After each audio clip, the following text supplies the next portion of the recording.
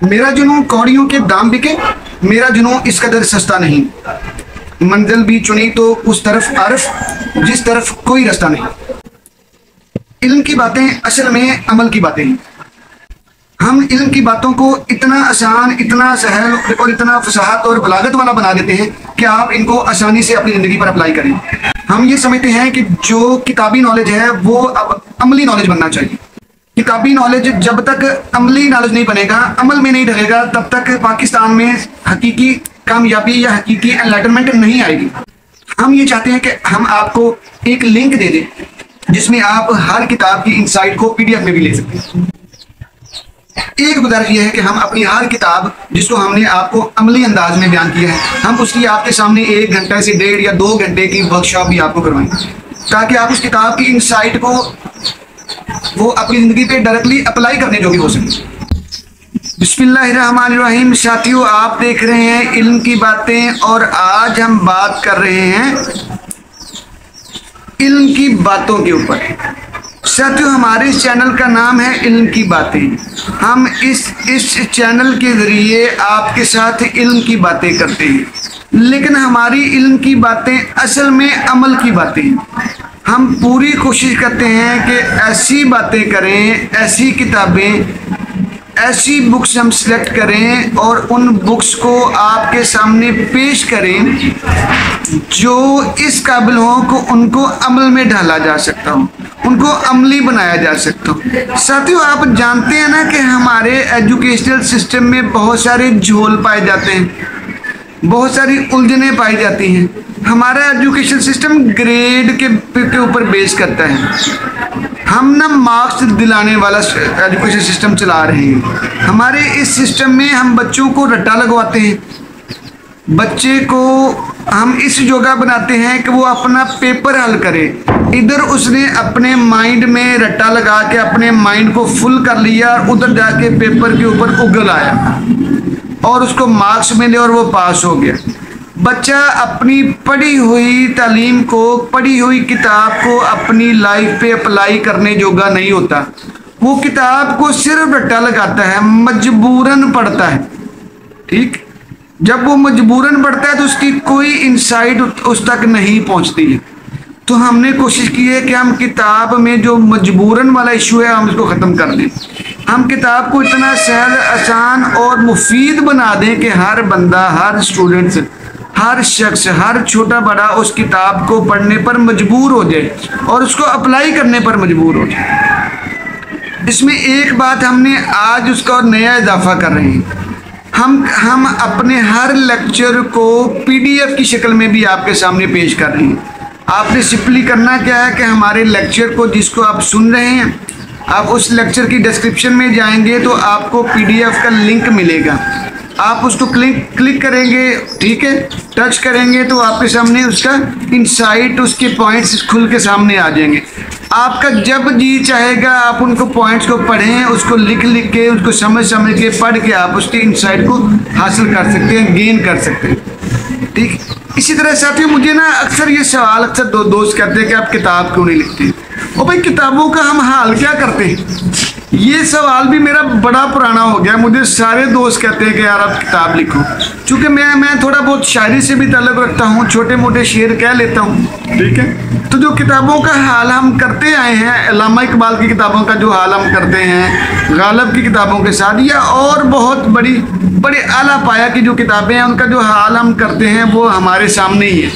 हम कोई किताबें पढ़ने वाली कौम नहीं है। हमारे यहाँ जो किताबें छपती हैं वो 500 से लेकर 1000 किताब छपती है सिर्फ, ठीक है। उधर यूरोप का मुआशरा है, वहाँ पे किताबें मिलियंस के हिसाब से छपती हैं, ठीक है, लाख भी नहीं, लाखों के हिसाब से छपती हैं, और हमारे यहाँ सैकड़े भी नहीं हैं। तो मैंने कहा किताबी सिर्फ अपने आप को किताबों तक महदूद रखना ये कोई अच्छी बात नहीं है। तो जो किताबों का हाल, मैंने किताबें देखना कि जी रोड पे पड़ी हुई हैं, पुरानी किताबें जाए ना देखने के लिए, आप नारकली में जाएं, पुरानी किताबें वो उन्होंने ज़मीन पे रखी होती, ठीक है, बिकने के लिए।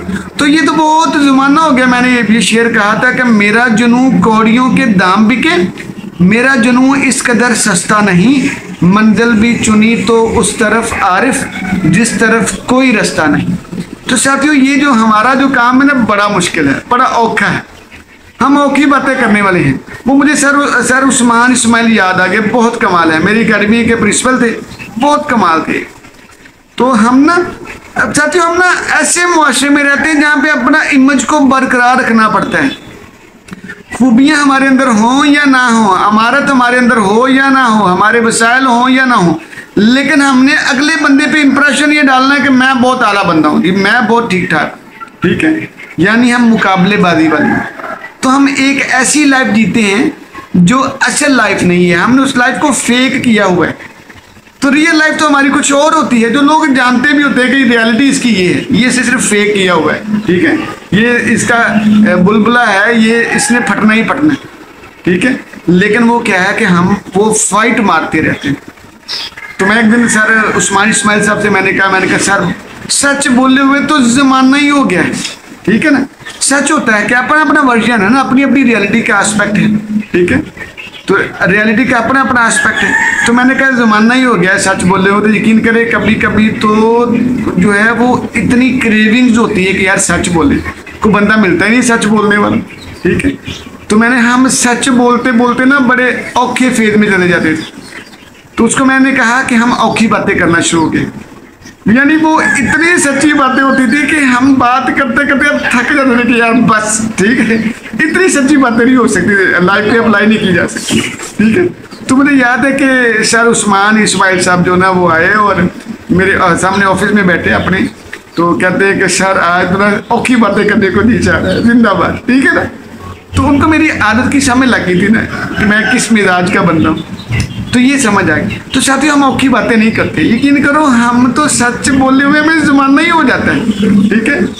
अगर आपने सच बोलना है तो अपने आप को एनलाइटेंड बनाना पड़ेगा, अपने अंदर एनलाइटनमेंट लाना पड़ेगा, अपने अंदर वो जज्बा पैदा करना पड़ेगा जिससे आपके अंदर रोशन ख्याली, आपके अंदर पॉजिटिविटी बनती है। जब पॉजिटिविटी आपके अंदर से ऊद कर बाहर आएगी ना, तब आप सच बोलने वाले होंगे। जब आप सच बोलने वाले होंगे तो तब आप खैर वाले होंगे। जब आप खैर वाले होंगे तो साथियों आप मुआशरे को बदलने वाले होंगे, आप लीडर होंगे, ठीक है ना। तो साथियों जो किताबों के साथ हमने हाल किया है ना, वो मैंने आपको बयान कर दिया, लेकिन हम ये चाह रहे हैं कि हम अपनी इन किताबी नॉलेज को एक अमली नॉलेज में बदलें, इसको अमल में ट्रांसलेट करें, क्योंकि जब हकीकत अमल में ट्रांसलेट होती है ना तो तब उसका रिजल्ट आता है। आपने मैकियावेली ने को पढ़ा है ना, या सुना है, या आज आप पहली मरतबा सुने कि मैकियावेली ने एक किताब लिखी थी द प्रिंस, बहुत कमाल थी, बादशाह, ठीक है, उसका उर्दू में तर्जुमा हुआ। उसने ये कहा था कि जो है एथिक्स जो होती है ना, या चाहिए या इखलाकियात, ये किताबी बातें हैं, ये किताबों में ही होती हैं। उसने कहा था कि all interest is self interest, हर चीज, हर दिलचस्पी वो जाती दिलचस्पी है, हर फायदा जाती फायदा है, और बस साथियों यही हो रहा है, ठीक है। हम इसको जरा बदलते हैं, हम अब इसको टिल्ट करते हैं, हम ट्रू इनलाइटनमेंट लेके आते हैं, हम सही रोशन ख्याली की तरफ आते हैं। सही रोशन ख्याली ये है कि हमारे मुआशरे में पॉजिटिविटी का इन्हितात है, फुकदान है, हमें पॉजिटिविटी चाहिए, हमें पॉजिटिविटी की अमाउंट बहुत ज़्यादा चाहिए, हमें पॉजिटिव लोग चाहिए। तो उसके लिए ज़रूरी है कि हम अमली बातें करें, अमली स्टेप्स लें, अमली काम करें, क्योंकि रिजल्ट अमल का आता है। तो हमने कोशिश की है कि हम हर किताब को अमली पहलू के साथ आपके सामने बयान करें। तो हमारी गुजारिश ये है कि साथियों हमारे साथ जुड़े रहिए, आप हमारी इन इल्म की बातों को अमल की बातें बनाते जाइएगा। देखिएगा कि फिर आप कैसे बदलते हैं पॉजिटिवली, देखिएगा कि फिर आपके लिए ये मुआशरा कैसे बदलता है। जब ये मुआशरा बदलेगा तब एनलाइटनमेंट आएगी, जब एनलाइटनमेंट आएगी तब ये मुआशरा बदलेगा, और यही हमारा मतमे नज़र है। जी जज़ाकल्लाह।